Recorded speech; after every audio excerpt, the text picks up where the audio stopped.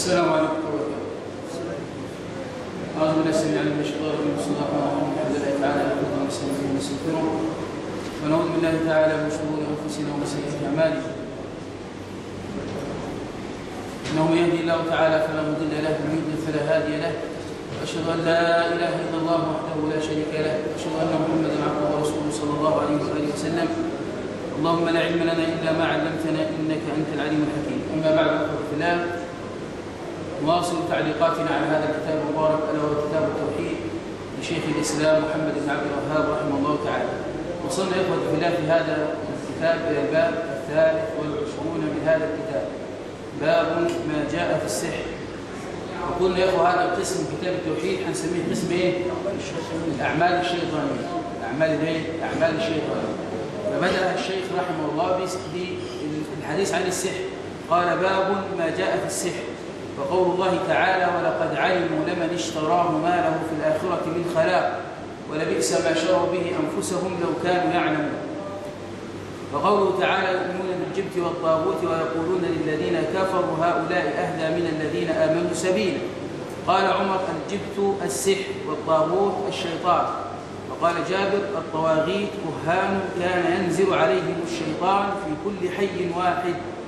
وعن أبي هريرة رضي الله عنه قال رسول الله صلى الله عليه وسلم قال اجتنبوا السبع الموبقات. قالوا يا رسول الله وما هن؟ قال الشرك بالله والسحر وقتل النفس التي حرم الله إلا بالحق وأكل الربا وأكل مال اليتيم والتولي يوم الزحف وقذف المحصنات الغافلات المؤمنات. وعن جندب مرفوعا حد الساحر ضربة بالسيف. رواه الترمذي وقال الصحيح أنه موقوف. هذا الحديث طبعا يعني ضعيف خلاص. وفي صحيح البخاري عن بجالة بن عبدة قال كتب إلينا عمر بن الخطاب نقتل كل ساحر وساحرة. قال فقتلنا 3 سواحر. وصح عن حفصة رضي الله عنها أنها أمرت بقتل جارية لها سحرتها فقتل. وكذلك صح عن جندب قال أحمد عن 3 من أصحاب النبي صلى الله عليه وآله وسلم. طبعا أخوانا أول شيء بدأنا فيه في الدرس الماضي قلنا ما سبب إرادة الشيخ هذا الباب في كتاب التوحيد. يعني الكتاب اللي معانا اسمه كتاب التوحيد. طب لماذا يذكر السحر في كتاب التوحيد؟ ما سبب إرادته؟ السحر الكفر. نعم إن السحر يا أخوانا باب من إتيان الشرك بالله تبارك وتعالى. الساحر لابد أن يشرك بالله تبارك وتعالى ليعينه الجن أو الشيطان على هذا الأمر الذي يفعله. طيب قلنا يا أخوانا تعريف السحر لغة ما خفي خلاص لطف سببه. لذلك احنا قلنا سمي ليه؟ سمي الوقت الأخير من الليل سحر. لماذا؟ لأنه طبعا لأنه خفي. سمي السحور سحورا أيضا لأنها أكلة إنسان غير ظاهرة للناس، مخفية ما يراش كثير من الناس. وسميت الرئة سحرا. الرئة بسميها ايه؟ سحر. مثل عائشة بتقول مات النبي صلى الله عليه وسلم بين سحري ونحر. تعريف الشرعي للسحر قلنا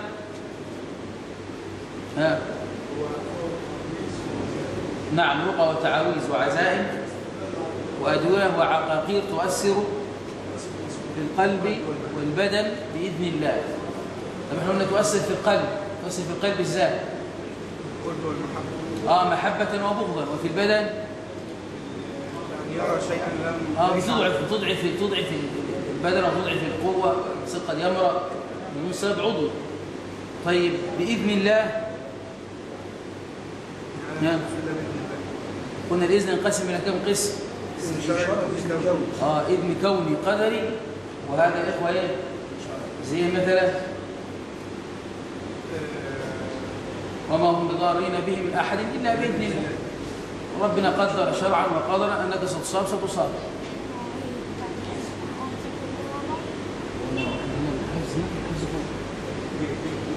خد تعال خد. يعني أقول لك الحفظ السبت 204 وبعدين السبت 204 يبقى تعرف بعد العصر. صلى العصر سبت واثنين واربعة. طب هو حصل ايه النهارده غيروا المواعيد؟ سبت ما طلعت ما لقيتش حد يعني؟ ما لقيتش. طيب خلاص تعالوا نرجع. ما هنشوفهم. لازم بحارس. نعم؟ لازم هو بحارس. زعلان دي بيشتكي لي يعني، بيشتكي الشيخ من المسجد وان التحفيظ يوم السبت والاثنين والاربعاء، قالوا بعد العصر، هو جه النهارده الاثنين فقالوا لا سبت واربعاء. طبعا هو زعلان عشان كده. خلاص؟ طيب قلنا يا اخوانا القدري والكوني زي ايه؟ وما هم بضارين بهم احد الا باذن الله. طب الاذن الشرعي ده زي ايه؟ أذن للذين يقاتلون بأنهم إيه؟ ظلموا. الإذن إيه؟ الإذن شرعي وليس إذن إيه؟ إذن كوني قدري. طيب بعد كده يا إخواننا قلنا أنواع السحر. إن أنواع السحر بتختلف باعتبارات. القسم الأول باعتبار الوسائل وعمل الساحر تنقسم لكم قسم؟ باعتبار الوسائل وعمل الساحر تنقسم لكم قسم؟ ها؟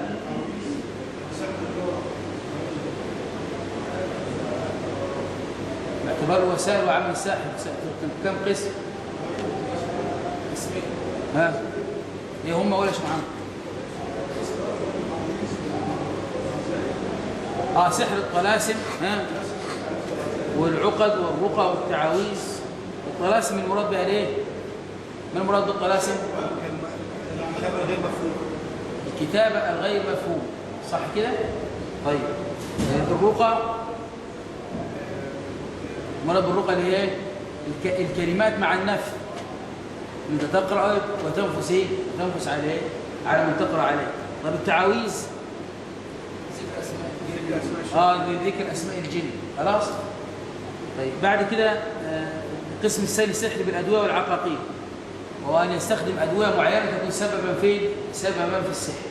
لان اغلب بعض الناس اللي يقول لك بتعالج بالاعشاب والامور دي، الكثير منهم هو بيكون ساحر اصلا، بس هو بيختبئ وراء هذه الايه؟ هذه الامور. يعني وتروح يديك شويه عقاقير ويقول لك بس خد الايه؟ الورقه دي ولعها ولا احرقها ولا اعمل فيها مش عارف ايه ولا ها؟ خلاص. والاسم اللي هو ورا الدنيا ايه؟ اعطاني علاجي.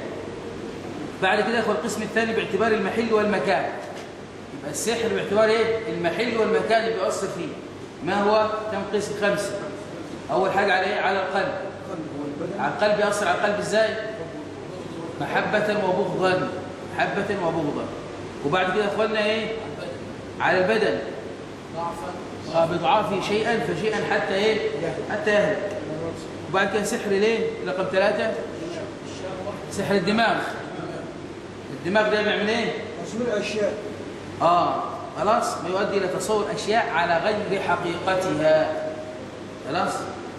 بعد كده سحر ايه؟ الشهوه بايه؟ بتبريدها او تاجيجها. برد الشهوه وتأجيج الشهوه. بعد كده سحر ايه؟ العين. سحر العين ما هو؟ تخيل اليه اشياء على خلاف ما هي عليه. يرى اشياء على خلاف ما هي عليه. القسم الثاني باعتبار المسحور. انقسم لكم قسم؟ المسحور نفسه الى قسم حقيقي، سحر حقيقي.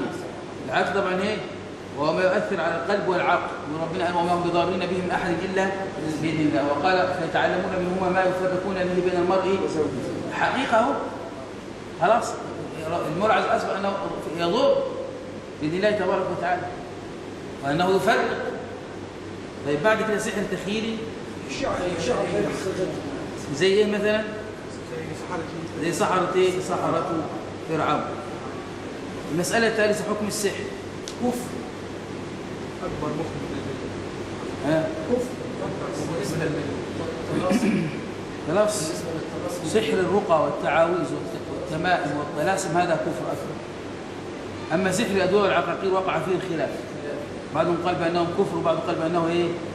بانه ليس كفرا. خلاص يا اخوان. لأن سحرة فرعون استخدموا ايه؟ استخدموا الزئبق. خلاص؟ استخدموا الايه؟ الزئبق وفي تحريك الايه؟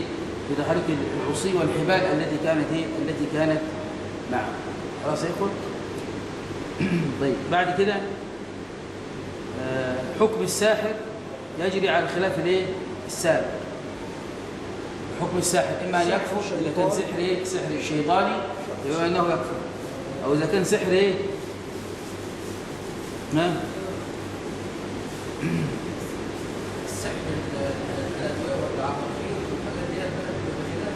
دي فيها خلاف، لكن يا اخوة احنا قلنا ايه، لابد من إقامة الحجة وإزالة الشبهة عليه، لأنه في كلتا الحالتين الساحر بيقتل، في كلتا الحالتين بيقتل، لكن هل يقتل كفرا أو حسد؟ على هذا ايه؟ هذا على حسب. ما حكم سحر الشعوذة والعجائب الذي ليس من الشيطان؟ كفر لك ما اختلف وسائل. خلاص حكم تعلمه وتعليمه واستعماله، لأن طبعا هذا من التلبيس على مين؟ على الناس. مذهب أهل السنة والجماعة في السحر ده مهم جدا. ما هو مذهب أهل السنة والجماعة في السحر؟ ولا مش حامل؟ يبقى أهل السنة بيثبتوا إن في سحر حقيقي وفي سحر إيه؟ الخيال. بعد كده تاني، وأن السحر يؤثر ورد في القرآن الكريم. وأنه يفرق ويضر، خلاص، ويثبتون سحر التخيل ولكنه لا يقلب الحقائق. فالعصا ترى في العين أنها حية ولكنها في الحقيقة إيه؟ عصا. خلاص يا إخوان؟ طيب، رأي المعتزلة ينكروا السحر. بيثبتوا السحر التخيلي بس، ولكن السحر ده عبارة عن تخيلات. نرد عليهم نقول لهم إيه؟ هذا نوع من أنواع السحر. بيثبتوا نوع واحد بس فقط، لكن إيه النوعين لابد إيه نثبت النوعين. خلاص؟ طيب، كيف يعمل الساحر وهو بشر هذه الأعمال التي ليست بمقدور البشر؟ فالسحر عمل من الشيطان. فالسحر عمل من؟ هل هو عمل الساحر أو عمل الشيطان؟ عمل الشيطان. لا، عمل مين؟ ثواني ولا شيء. السحر أصلا من عمل الشيطان. عمل الشيطان، لكن احنا بنفصل ازاي الساحر بيعمل الأعمال دي التي لا يقدر عليها الإنسان. فقلنا يا أخوانا، قلنا السحر، قول عبد الله كده، فهو من الساحر ابتداء. الساحر ايه؟ ومن الساحر ابتداء. ومن الشيطان العمل والتنفيذ. يبقى هو من الساحر ابتداء، ومن الايه؟ ومن الشيطان العمل والايه؟ والتنفيذ. حكم ثاني الكهان او ثاني الساحر،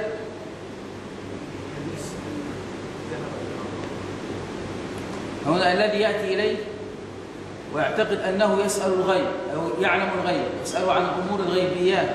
خلاص، هذا أكبر. قول الله عز وجل: قل لا يعلم من في السماوات والأرض الغيب إلا الله وما يشعرون أيان يبعثون.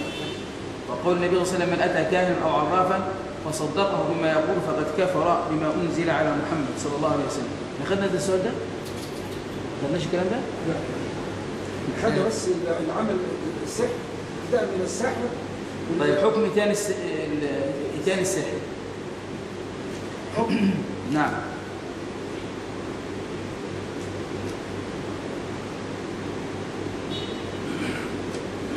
فيه تفصيل لأنه على أحوال، كل حالة لها حكم. يعني ثاني الساحر حكمه إيه؟ فيه تفصيل. الأول أن يأتي إليه ويعلم أنه يعلم الغيب، أنه يعلم الغيب، ويسأله عن الغيبيات. يقول لك روح بقى، روح نفتح المندر ولا مش عارف نعمل ايه. واحد سرق منه مبلغ من المال، يروح يقول لك والله احنا نروح ليه لفلان ده. طبعا هو بيسميه شيخ، يقول لك الشيخ فلان ده هو طبعا ايه بيعرف بالاثر ومش عارف ايه، امور كثيره كما تقال. فلو راح له هو بيعتقد انه ده بيعلم الغيب، او ممكن يخبره عن امور عن الغيبيات، فهذا يا اخوانا ايه؟ كفر اكبر. لان المولى عز وجل قال: قل لا يعلم من في السماوات والارض الغيب الا الله وما يشعرون ايان يبعثون. وقال النبي صلى الله عليه وسلم: من اتى كاهنا او عرافا فصدقه بما يقول فقد كفر بما انزل على محمد صلى الله عليه وسلم. خلاص. والساحر طبعا حكمه حكم مين؟ حكم الكاهن وحكم العراف. يقول لك من اتى كاهن او عراف، طب الساحر فين؟ يقول له الساحر حكم مين؟ الكاهن وليه والعراف. نعم. في تفصيل على احوال. واحد اذا اتاه خلاص وهو يعتقد انه يعلم الغيب او انه يخبره عن الغيبيات،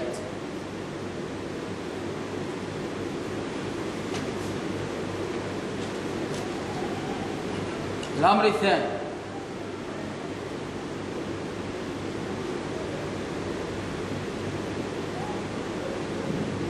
أن يذهب إليه وينفذ ما قاله وما طلب منه من الذبح لغير الله، من الذبح لغير الله أو الاستغاثة بالجن، فهذا كفر أكبر أيضا. وراح له فطبعا طلب منه طلبات. الساحر يقول له احنا عايزين تجيب لنا ايه؟ تجيب لنا مثلا ديك يتيم مثلا. ديك يتيم ده تجيبه طبعا فين؟ تجيب فرخه مش عارف سودة منقطه مش عارف ايه وسحريه مثلا مش عارف حصل لها ايه، ها؟ فطبعا تعرف انت ايه هو بيعتقد في هذه الاشياء، يبحث، يظل يبحث عن هذا الايه؟ يبحث عن هذا الشيء. خلاص؟ لذلك كان واحد طبعا يعني واحده اتت الى احد العلماء يعني تقول انا عايزك تعمل لي كتاب بجزء عشان يحبني. وطبعا هو عايز يعني يصرفها كده ولا انا ببص روحك ايه؟ انا عايز بعض شعارات من عين القرد. فاتى طبعا بشعارات منين؟ الاسبوع اللي جاي جبت لك الطلب بتاعك. جبت شعر من عين رموش القرد جبتها؟ فقالت له ايوه جبتها. لا طيب يعني جبتها ازاي؟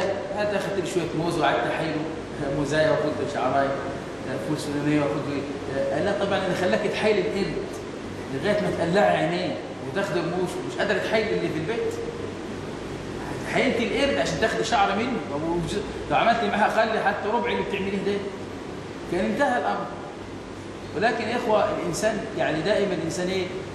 يعني هو مخه كده، هو اتعود على هذا الامر فيروح حتى الثاني لو ما عملش حاجه يروح كده يتخيل وكده تخيلات. شوف والله راجل اتعادل هذا هو كويس الراجل اصلا، بس وضع الامر فين؟ في العقول الخاليه. فطبعا يروح للساحر فيطلب منه هذه الطلبات. حكم هذا يا اخوان الطلبات دي انه شرك بالله تبارك وتعالى. خلاص؟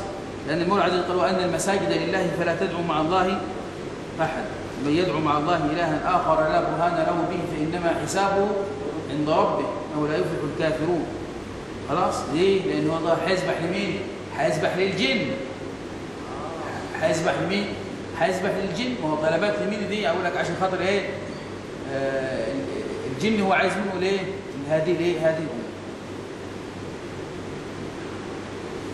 ثالثا أن يأتي إليه ولا يعتقد علمه بالغيب ولا طاعته بالشرك. يأتي إليه ولا يعتقد علمه بالغيب ولا طاعته في الشرك، وإنما يأتي إليه لحل سحر وقع فيه.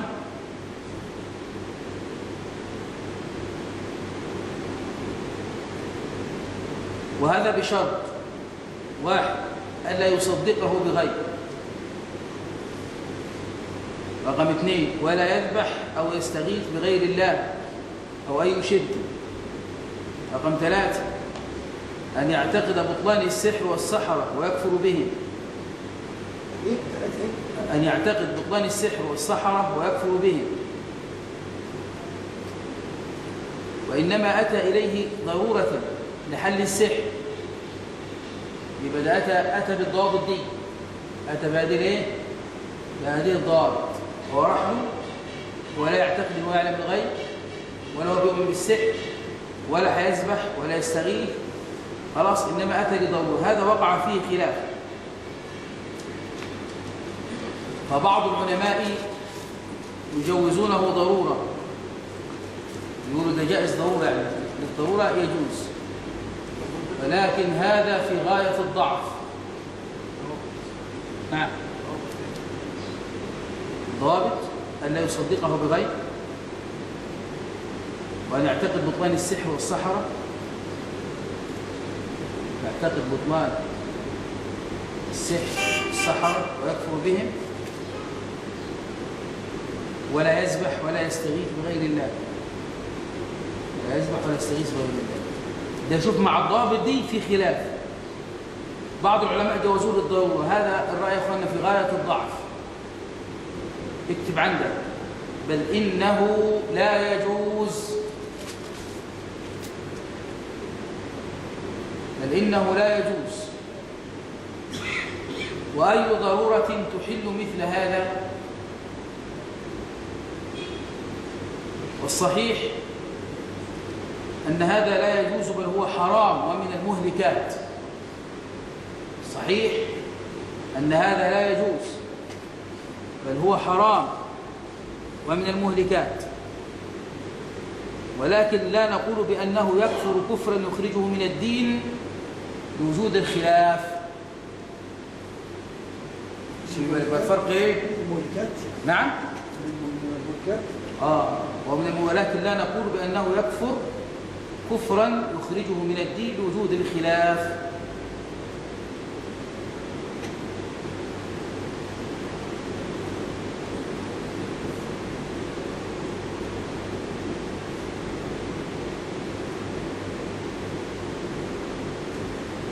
خلاص يا اخوان، يبقى ده كم حالة؟ عايزين نلخص الحالات دي. الحالة الأولى يأتي للساحر ويعتقد أن الساحر ده يعلم إيه؟ يعلم الغيب، ويسأله عن الأمور الغيبيات، ده كفر بالله عز وجل. طيب أتى للساحر وطلب منه بعض الأمور، أن يذبح لغير الله عز وجل، كفر، فذبح لغير الله أو استغاث، هذا كفر أكبر. ذهب إليه لضرورة، والضوابط اللي احنا قلناها، هو كفر بالسحر والسحر ولا يعتقد أنه يعلم الغيب ولم يذبح للجن. هذا يا أخو قلنا وقع فيه الخلاف، منهم من قال أنه يجوز للضرورة، فقلنا هذا رأي ضعيف جدا. خلاص، والصحيح أنه لا يجوز الذهاب أبدا. خلاص يا أخو، أي ضرورة تلجئك إلى مثل هذا؟ أي ضرورة تلجئك للشرك بالله تبارك وتعالى؟ ما في ضرورة تلجئك لهذا. خلاص يا إخوة؟ نعم؟ يشيل السحر ازاي؟ هقول لك شوية. خلاص يا شباب؟ طيب، بعد كده فيه أمر ثالث برضه رابع، أن يأتي لمجرد الفرجة والترفع.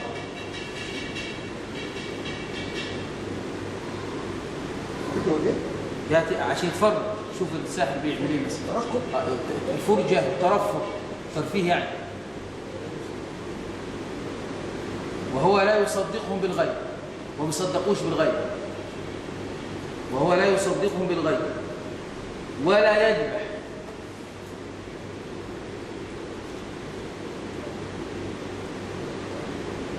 أو يفعل شركا.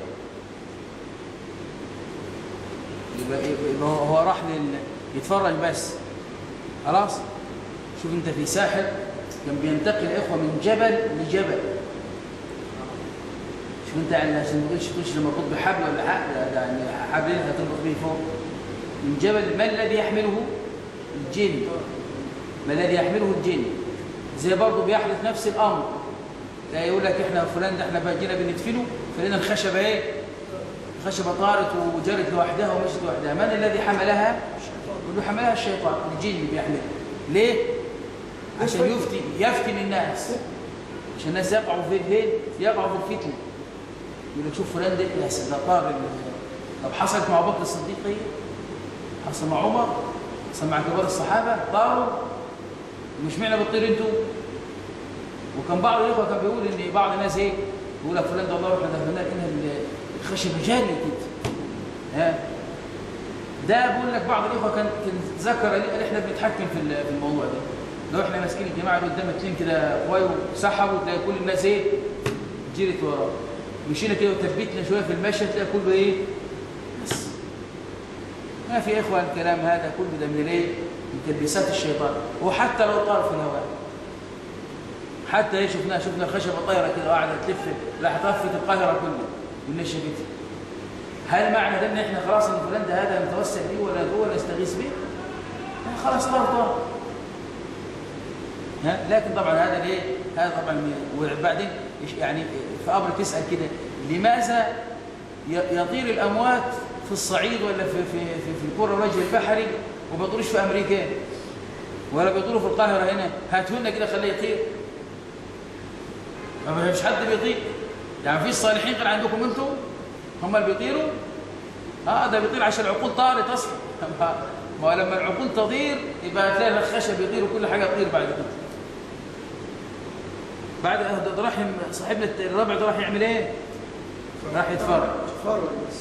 خلاص. ولا يصدقهم بالغيب ولا يذبح ولا يفعل شركا ويعتقد بطلان السحر والسحر. إيه؟ ويعتقد بطلان السحر والسحر ولكن من باب الترفيه والفرج. فهذا يا اخوه يعتبر من كبائر الذنوب. من كبائر ايه؟ الذنوب. لأن الرسول صلى الله عليه وسلم قال من أتى عرافا فسأله لم تقبل له صلاة 40 يوما. لو صدقوا يبقى كفر ما أنزل على محمد. لو ما صرح له ما صدقوش لا ترفع له صلاة 40 يوما لم تقبل له. والحديث أبي هريرة اجتنبوا السبع ليه؟ الموبقات ومنها ليه؟ السحر. طبعا الألعاب البهلوانية والحاجات دول بيجي يحلق من ساحر مش عارف يعمل ايه، طلع من منديل قرد من المنديل ولا مش عارف ايه. زمان بنتفرج على الحاجات دي. لا ما ينبغي الفرجة يا اخوان هذه. انقرضت دلوقتي. بس احنا ما كناش نعرف خلاص. المسألة بعد كده يا اخواننا ما هي العلاقة بين الساحر والجن؟ ما هي العلاقة بين الساحر والجن؟ ايه العلاقة اللي بينهم؟ معلش يا شيخ هتستنى بس عرافه. من أتى عرافا فسأله لم تقبل له صلاة 40. ده وكان مكذبه كمان. نعم. لو أتى عرفه كان مكذبه. أيوة حتى لو مكذب. خلاص بس أتى. لماذا تأتي؟ لأن يقول الإسلام كما قلنا إذا حرم شيئا حرم الأسباب التي تؤدي إليه. شو أنت السحر ده شرك بالله عز وجل مجرد الفرج. طب هروح أنا للعلاج وأنا معتقد إن هو هروح الكنيسة طيب للأسيس عشان خاطر إيه؟ عشان خاطر يعالجني مع إن أنا معتقد زي بعض كان في البلد عندنا إيه؟ يقول لك مثلا اللي عضه كلب مثلا ولا حاجة يبعتوه لمين؟ يبعتوه للكنيسة. خلاص يقول لك عشان يعالجوه فيه. ضد المصر. وبعدين يقول لك اصل الكلب يعالج الكلب. يقول لك ده انا معتقد كده يعني. يقول له لا يجوز ايضا حتى الجهل. لان اول ما انت هتقعد قبل ما تقعد هكفرك هو الاول بالله عز وجل. اول حاجه. ويقول ورايا كده اعتقد ان يسوع هو من سيخلصني وانا اعتقدت انت ان يسوع من سيخلصك خلي يسوع يخلصك. هذا من الدين. خلاص؟ خلي يسوع ينفعك. خلاص؟ طبعا هذا لا يجوز. العلاقة يا أخوة بين الساحر والجن هي علاقة معاوضة وعبودية. علاقة معاوضة وعبودية. معاوضة عارف معاوضة؟ يعني بديك حاجة وتديني حاجة. بديك فلوس تديني السلعة دي المعاوضة. وعبودية المقايضة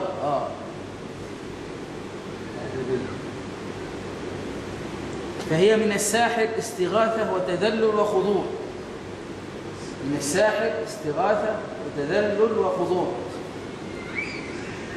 مقابل ذلك يقوم الجني بعمل أشياء من الخدمات لهذا الساحر. مقابل ذلك يقوم الجني بعمل شيء من الخدمات لهذا الساحر. فهو إذن اتفاق وعقد بين طرفين. عقد من طرفين. من الأول الطرف الأول العبادة ومن الثاني التسلط والتنفيذ. من الأول العبادة ومن الثاني التسلط والتنفيذ. نسأل الله العفو والعافية. كان في بعض السحرة كان ذكر هذا بعض الإخوة يعني يقول إن كان طبعا لو أنت رحت له مثلا مريض يعني هو معاه عارف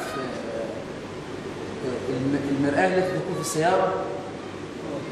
المرآة اللي في السيارة بتشوف بيها أنت جوارك دي كده بتشوف اللي وراك. فالهم معاه حاطها في جيبه.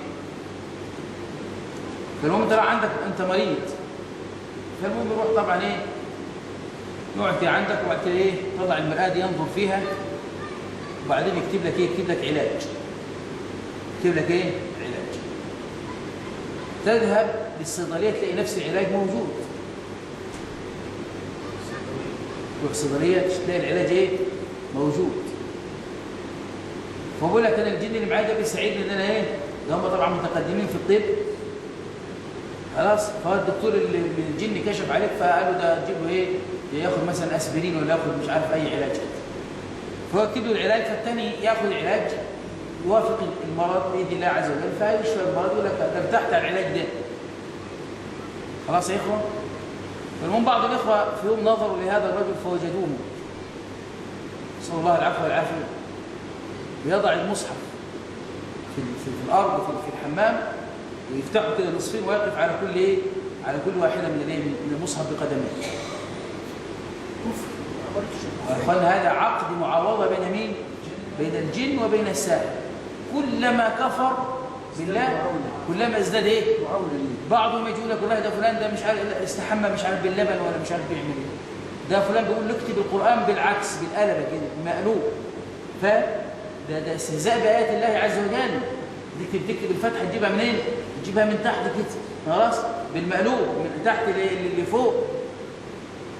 يا اخوه بقى كل هذا عقد عبوديه من مين؟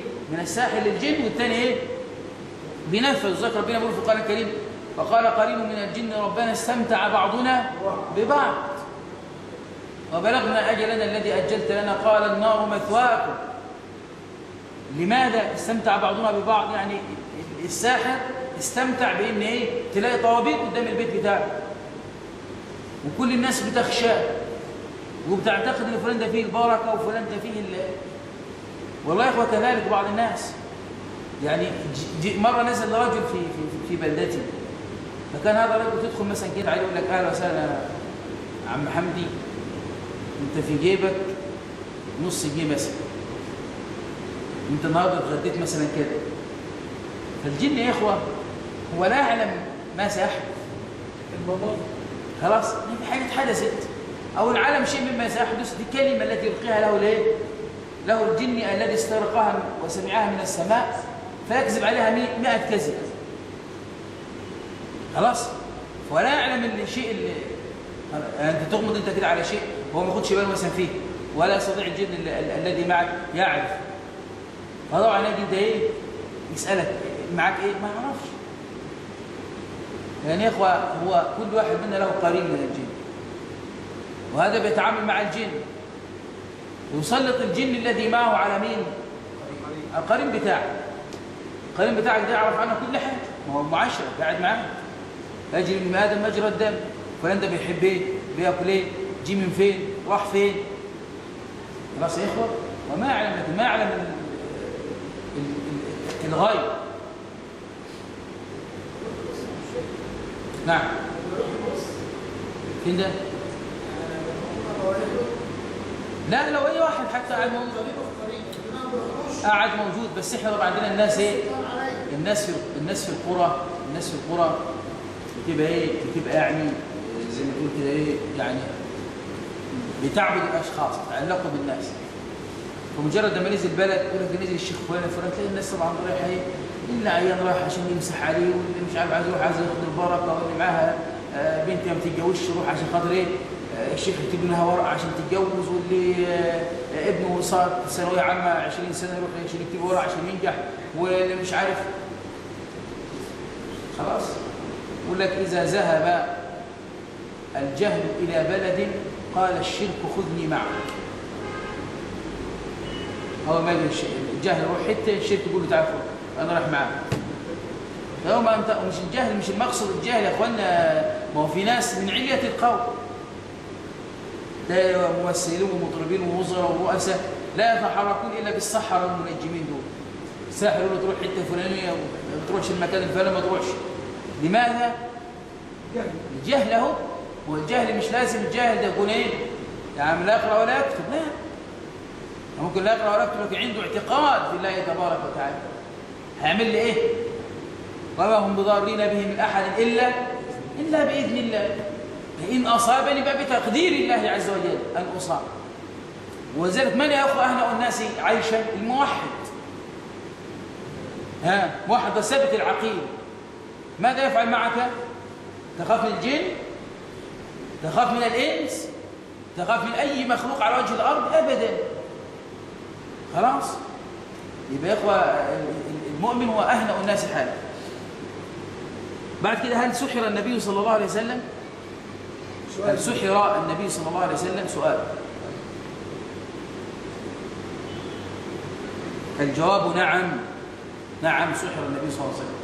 كما جاء في البخاري من حديث عائشة رضي الله عنها. نعم؟ لا ده سم في زراع الشارع، لكن سحر. هل سحر؟ نعم سحر. ومن سحره رجل يهودي اسمه لبيد بن الأعصم.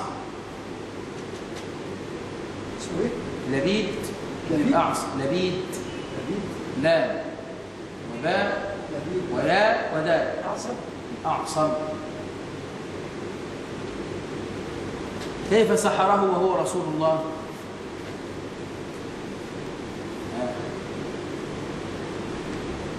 ازاي سحر اخونا هو النبي؟ كيف يسحر هو رسول الله؟ نقول الرسول بشر كبقية البشر، يعتريه ما يعتري البشر. الرسول بيمرض ولا لا يمرض؟ طب والسحر ده مش مرض؟ ولكن هذا السحر ما أثر على الرسالة ولا الدعوة. غاية ما كان يحدث له أنه يخيل له أنه أتى أهله وهو لم يأتي أهله. وما علم بهذا الأمر إلا مين؟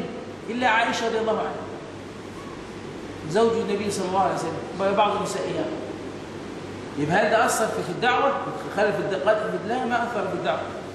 لكن غاية ما كان يخيل له أنه أتى أهله ولم يأتي أهله. وهذا يا إخوة دليل أن النبي صلى الله عليه وسلم بشر. النبي صلى الله عليه وسلم بشر، يعتري ما يعتري البشر. والسحر هذا مرض ويصيب النبي صلى الله عليه وسلم به. طب وما هي الطريقة التي سحر بها لبيد الرسول صلى الله عليه وسلم؟ أخذ لبيد شعرة من رأسه هو. خلاص؟ شعرة؟ من رأسه هو. رأس لبيد هو من رأس لبيد نفسه. وأسنان من المشط مع وتر معقود. وتر؟ معقود. وتر ده يعني بيضرب به ليه؟ بالسهم، يكون في السهم وتر. خلاص معقود. وعقده ب12 عقدة ووضعه في بئر.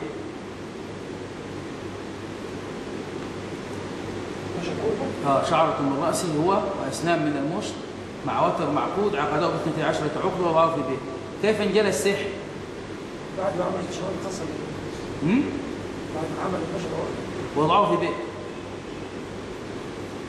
كيف انجلى السحر عن رسول الله صلى الله عليه وسلم؟ حينما شعر الرسول صلى الله عليه وسلم يخوى بالأعراض في جسمه كان يكثر من الدعاء كما ذكرت عائشة عند البخاري. وهذه يا إخوة من أول خطوات المسحور، وهو اللجوء إلى الله عز وجل. اللجوء لمن؟ الله تبارك وتعالى. ثم بعد ذلك أطلعه الله عز وجل على السحر، ومن سحره بواسطة ملكين جلس بجوار النبي صلى الله عليه وسلم، وقال أحدهم الآخر: انظر الرجل ما تقول، فقال: مطبوب، يعني مريض. قال: ومن طبه؟ قال: لبيد بن الأعصم. في أي شيء؟ قال: في المشط والمشاطة.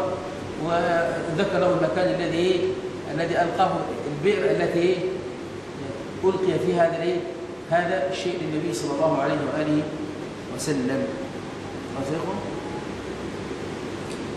طيب، وأرسل الرسول صلى الله عليه وسلم من يستخرج إليه السحر ويكسره، فبطل السحر. سؤال: ما الحكم لو تعلم السحر من أجل أن يتقيه؟ تعلم السحر لأجل أن يتقيه.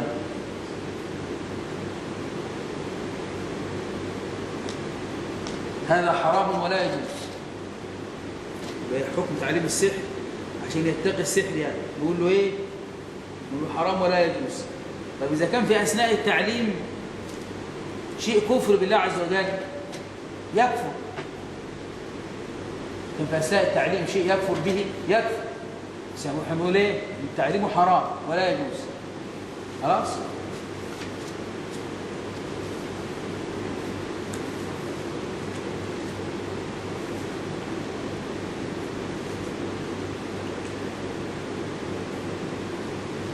بعد كده قلنا: هل يستتاب الساحر؟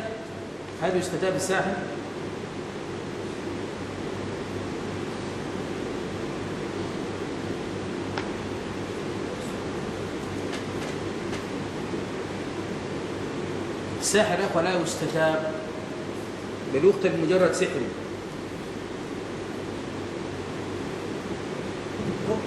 نعم.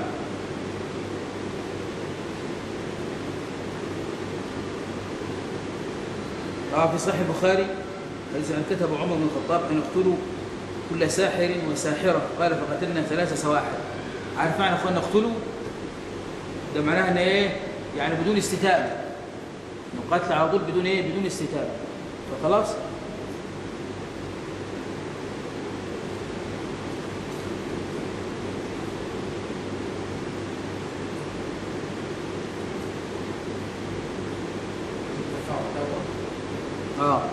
طبعا بعض الألعاب البهلوانية الذي يطعن نفسه بخنجر، وبعض الحيل واللي يدخل في النار ويدهن جسمه مش عارف بعازل ويقف على عصا، كلها طبعا من الشعوذة يعني. وهذا سحر كسحر مين؟ سحرة فرعون. سحر به فرعون. خلاص.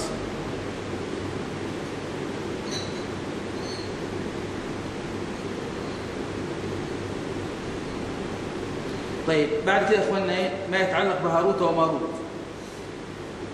المولى عز وجل قال يعلمون الناس السحر وما انزل على ملكين بابل هاروت وماروت. هاروت وماروت الصحيح انهما ملكان انزلهما الله عز وجل لامتحان عباده، ففعل ما امر به وكلف به. انزلهما الله عز وجل لامتحان عباده. هاروت وماروت الصحيح إنهما ملكان أنزلهما الله عز وجل لامتحان عباده، ففعل ما أمر به وكلف به امتحانا للعباد، ولله أن يمتحن عباده بما شاء وكيف شاء. أما ما قيل أنهما ملكان مسخة وغيرها من الأكاذيب هذا باطل. يقول لك هاروت وماروت كانوا ملكين، وراح ربنا اداهم ايه؟ اداهم اسم الله الاعظم الذي ايه؟ به يصعد مره اخرى لمين؟ للسماء. فطبعا جاءت امراه اليهما اعجبوا بالست دي، فطبعا ارادوا ان يزنوا ايه؟ ان يزنوا به. فقالت لهم مش هخليكم تزنوا بي الا اذا ايه؟ علمتوني اسم الله الاعظم. خلاص. فطبعا علموها اسم الله الاعظم، وهم حصل ان هم يشربوا الخمر او زنوا بها وماتوا. وبعد كده ايه؟ طبعا هي قالت معها الاسم الاعظم عشان تصعد الى السماء، فراحت صعدت الى السماء. كان اسمها ايه؟ اسمها زهره او زي كده يعني. فمسخت فسميت ايه؟ النجم اللي انت تشوفه اللي اسمه الزهره. خلاص. لان كوكب الزهره دي مين؟ اللي هي المراه اللي طبعا من طلعت، فراح ربنا مسخر وعملها ايه؟ لا، وهذا كله باطل وضلال. خلاص يا اخوان. طيب علامات تعرف بها الساحر.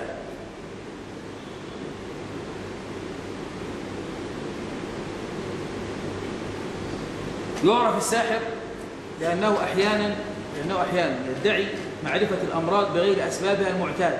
الساحر؟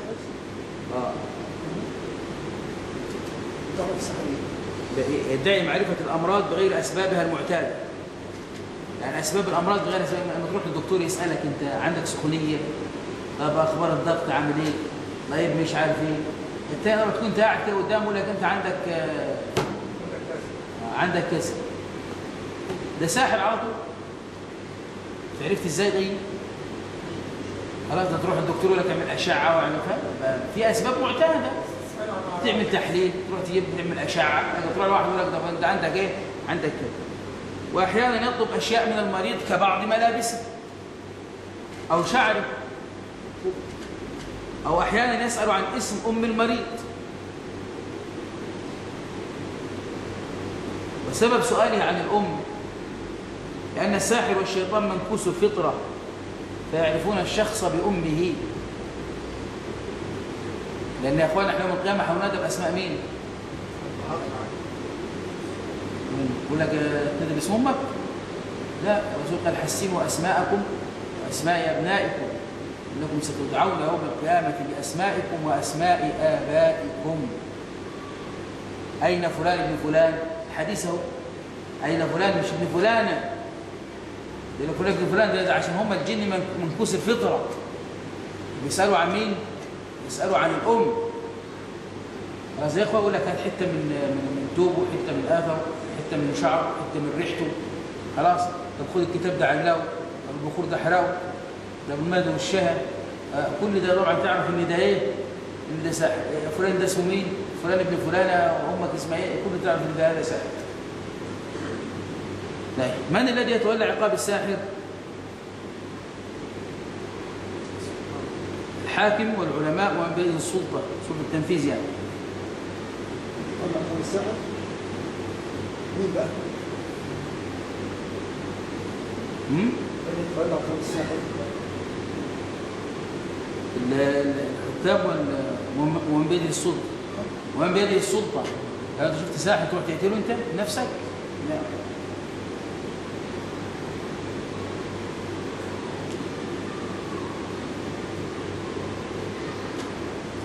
بعد كده يا اخوه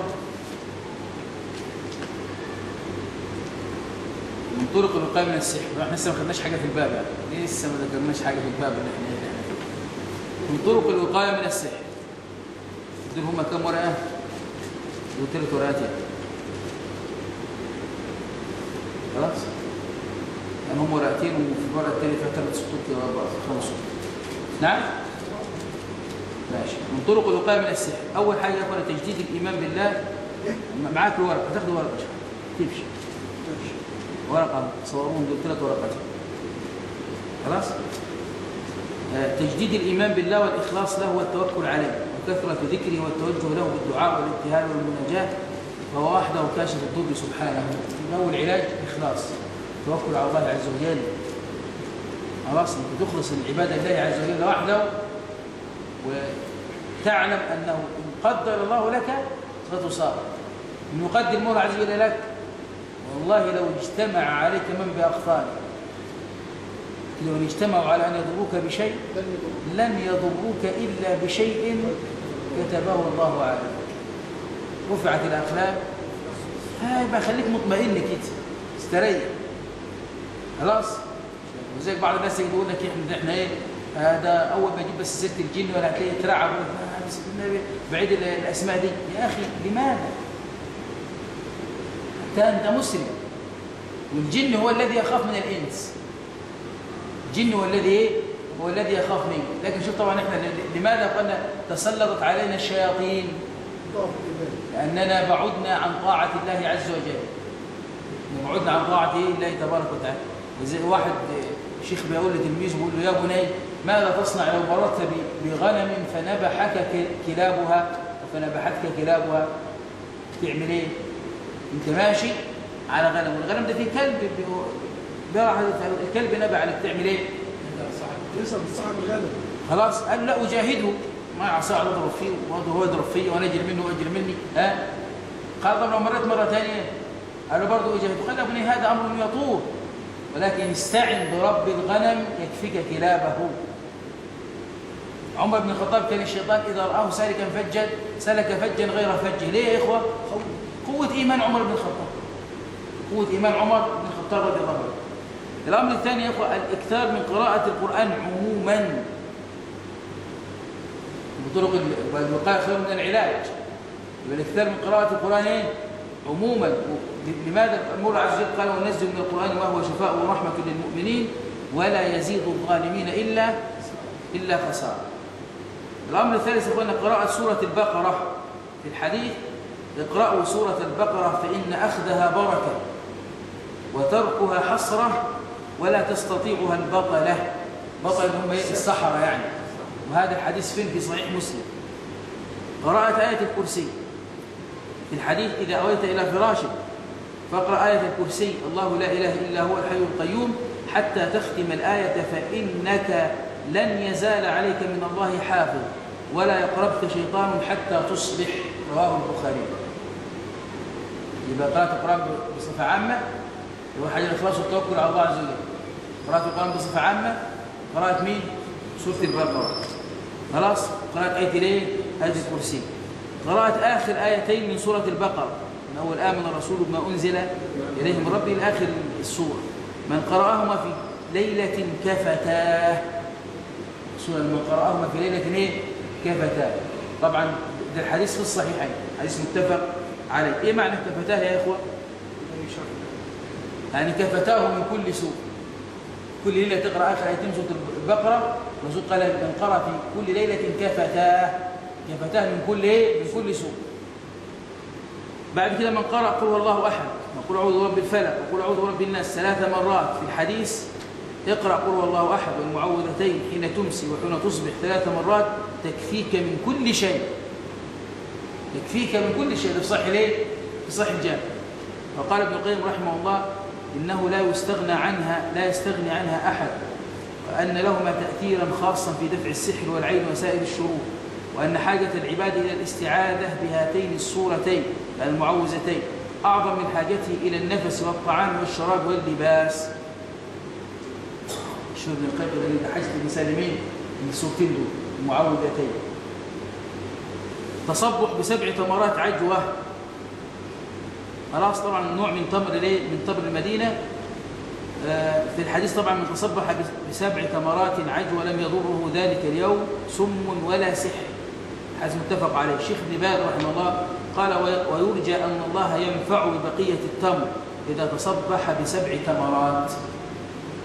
خلاص هذا طبعا في فتاوى الشيخ ابن باز المجلد 8 صفحة 109. ومن طرق علاج السحر يبقى دي طرق الايه؟ الوقاية. خلاص علاج السحر اولا يا البحث عما فعله الساحر واتلافه، وبذلك يبطل السحر باذن الله تعالى. انت شفت الشيء اللي فعله ده والانسان ايه؟ يحاول اتلاف الشيء الذي ايه فعله. طبعا ده مجموع فتاوى الشيخ ابن باز المجلد 8 صفحة 114. الامر الثاني الرقية الشرعية بضوابطها. الرقية الشرعية بضوابطها. الرسول صلى الله عليه وسلم قال لا بأس بالرقى ما لم يكن فيه شرك. بأس بالرقى ما لم يكن فيه ايه؟ فيه شرك. رواه مسلم. خلاص. ومن الآيات والأدعية التي يرقى بها ما يلي قراءة سورة الفاتحة وتكرارها. الحديث ايه؟ وما يدريك أنها رقية. سيدنا أبو سعيد الخدري رضي الله عنه لما ذهبوا إلى قرية أو مروا على حي من أحياء العرب فرفضوا أن ايه؟ يضيفوهم، فقالوا ايه؟ ان سيد الحي لديغ او سليم، يعني لديغ لدغته عقر. فابو سعيد الخدري لقاه بمن؟ لقاه بفاتحه الكتاب. فالرسول قال له وما يدريك انها رقيه. وذلك من اسماء الفاتحه الراقيه والرقيه. خلاص. وضع يدك على العلاء المكان المرض واقرا سوره الفاتحه كما اخبر النبي صلى الله عليه وسلم. قراءة سورة البقرة والإخلاص والمعوذتين والزلزال. قراءة آية الكرسي الله لا إله إلا هو الحي القيوم. وقوله فسيكفيكهم الله هو السميع العليم. وخواتيم البقرة الآيات التي ورد فيها ذكر السحر من سورة الأعراف ويونس وطه وغيرها. وأما في الأدعية أسأل الله العظيم رب العرش العظيم أن يشفيه 7 مرات. خلاص. رواه أبو داود والترمذي والنسائي. أعيذك بكلمات الله التامة من كل شيطان وهام من كل عين لامة 3 مرات. بعد كده اللهم رب الناس أذهب البأس اشفي أنت الشافي لا شفاء إلا شفاؤك شفاء لا يغادر سقما 3 مرات.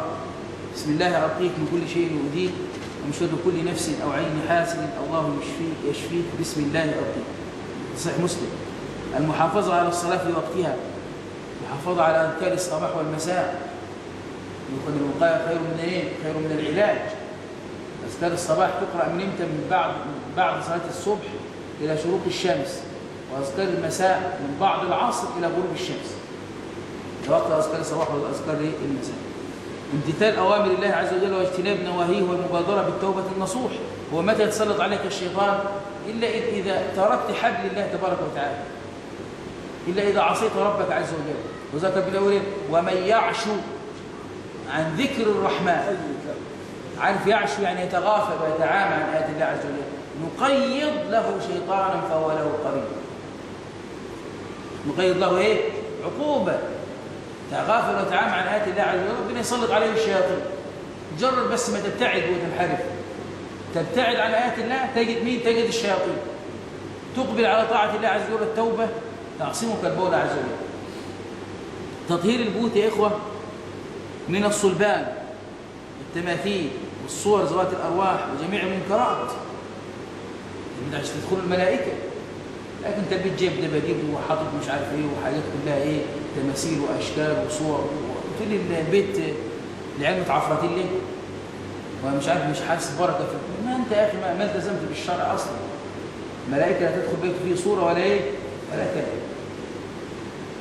ايضا يا اخوتي في الله شرب ماء زمزم والاغتسال به، الحديث انها بركه، هي طعام طعم وشفاء سقم. السحر ده مش مرض خلاص، ماء زمزم رزقا ليه شفاء ايه؟ شفاء سقم.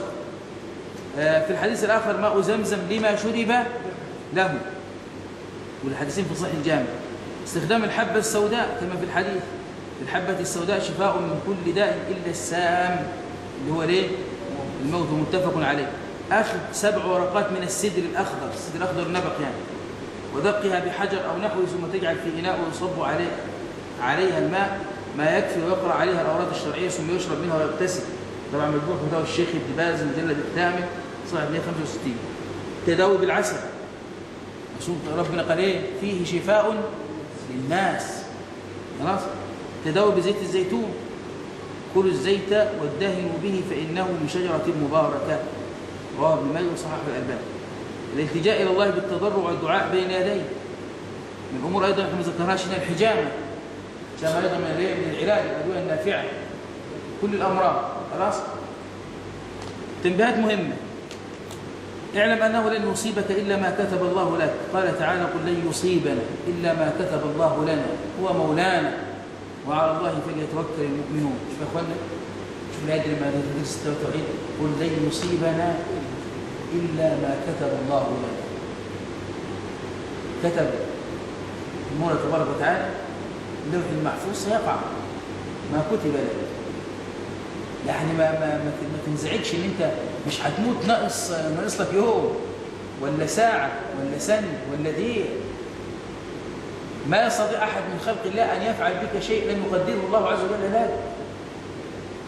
قصه اخواننا اصحاب الاخدود، الغلام اخذوه عشان خاطر يلقوه من على الجبل. ترجع عن دينك ولا نلقيك من على الجبل؟ قال اللهم اكفنيهم بما شئت. دب الجبل ارتاي كلهم ويعوج يمشي. تاخذوه يرموه في المي في البحر. ركبوا السفينه، تكفر تؤمن بفرعون ولا هنلقيك؟ اللهم اكفني بما شئت كيف شئت. غرقوا جميعا واتى هو على ايه؟ على خشب. يا اخوانا ما انت قال له مش هتقدر تموتني الا اذا ايه؟ هقول لك تاخذ السهم من كنانتي وتقول بسم الله رب الغلام، وتيجي تسمعني بس في الصعيد ايه؟ في صعيد واحد. خالد بن الوليد غزا 55 غزوه بالجاهليه والاسلام. ولما جه مات فين؟ مات على فراشه. بعدين بيقول لك ايه؟ بيقول لك يعني ما في موضع شبر الا وفيه ضربه سيف، طعن قرمح او رميه سهم، اموت كما يموت البعير فلا نامت اعين الجبناء. انت يا اخوان ايه اللي هيعمل لك انت؟ اعمل لك ايه يعني؟ ده 55 غزوه يا اخوانا، الغزوه تاخدها ايه يعني قد ايه؟ مفيش في جسمه موضع شبر ولا ضربه من الضربات دي مات فيها. ربنا قدر خالد بن الوليد مجاهد يموت فين؟ يموت على فراشه.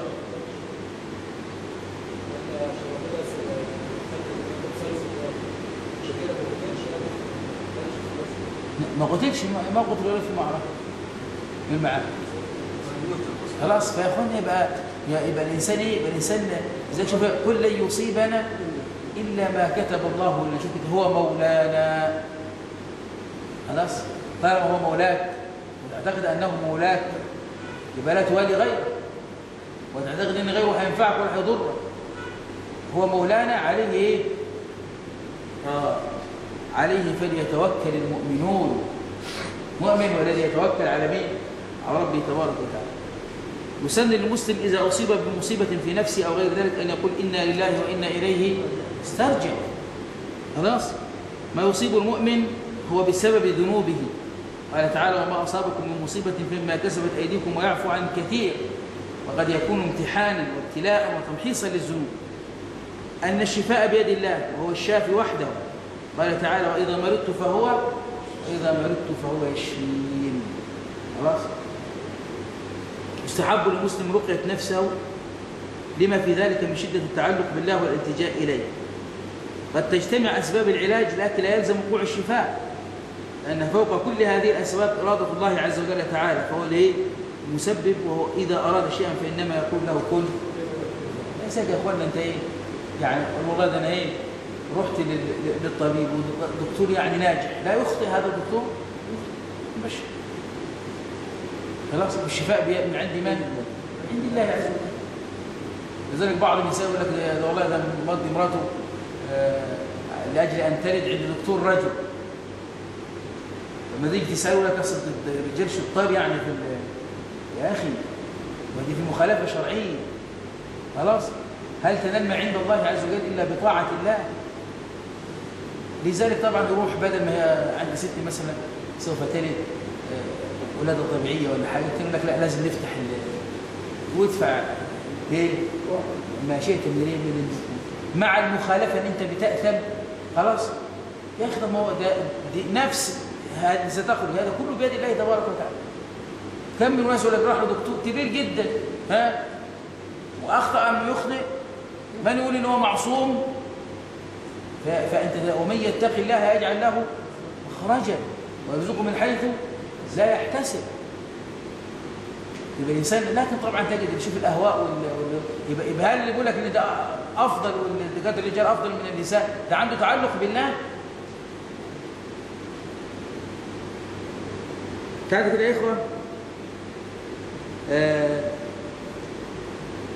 المسلم قد يصاب بشيء من ذلك مع تحصنه وخصوصا عند شده الايه؟ الغضب. ممكن يصاب بها مع تحصنه عند شده ايه؟ عندما شد الوزن يصور حذرا من الغضب. خلاص الصبر والاحتساب من اهم اسباب الشفاء باذن الله.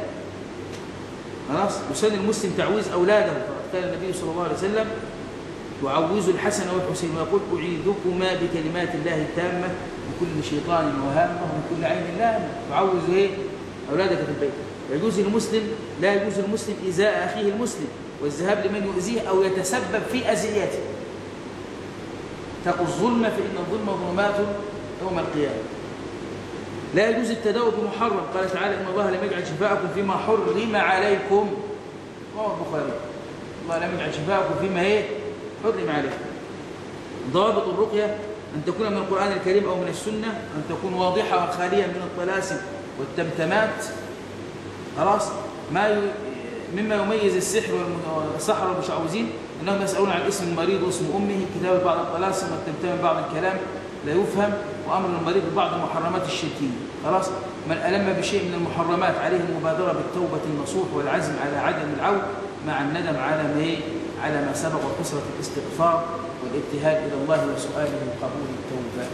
الواحد راح لساحر راح لكاهن مره طلعت معاه يستغفر الله عز وجل ويتوب من ذنبه هذا الذي ارتكبه. سبحانك اللهم وبحمدك اشهد ان لا اله الا انت استغفرك واتوب اليك. ان شاء الله تعالى الاسبوع القادم قدر الله من البقاء والبقاء نبدا في شرح الباب ما جاء في السحر، وبعدين الباب اللي بعده باب ما جاء في بعض انواع السحر. نتكلم عن انواع مين؟ عن انواع السحر. ان شاء الله كنا درس الليل بعد العشاء النهارده باذن الله مع القصص القراني، ودرس ان شاء الله الغد بشهاده الله تبارك وتعالى مع كتاب اصول السنه لامام اهل السنه الامام المبجل ابي عبد الله احمد بن حنبل. سبحانك اللهم وبحمدك اشهد ان لا اله الا انت استغفرك واتوب اليك.